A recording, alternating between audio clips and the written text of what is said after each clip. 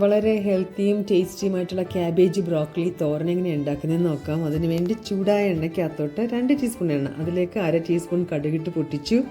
3 വെളുത്തുള്ളി കൊച്ചതായിട്ട് അരിഞ്ഞതിട്ട് വഴറ്റി അതിലേക്ക് ചെറുതായി അരിഞ്ഞിട്ടുള്ള 2 സവോള അതും കൂടി ആഡ് ചെയ്ത് അത് വഴറ്റി ഇതിലേക്ക് 1/2 ടീസ്പൂൺ മഞ്ഞൾപ്പൊടിയും ആവശ്യത്തിന് ഉപ്പും ആഡ് ചെയ്തു വഴറ്റി അരിഞ്ഞു വെച്ചിരിക്കുന്ന 2 കപ്പ് ബ്രോക്കലി ഇതിലേക്ക് ആഡ് ചെയ്തു. 2 മിനിറ്റ് അടച്ചു വെച്ചു, വേവിച്ചു.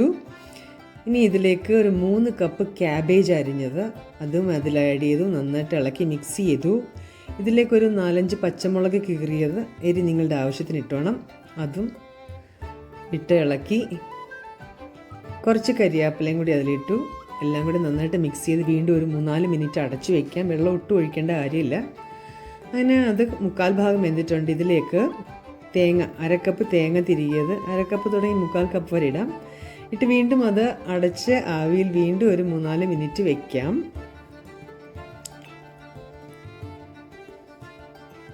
വളരെ ഹെൽത്തിയാണിത്.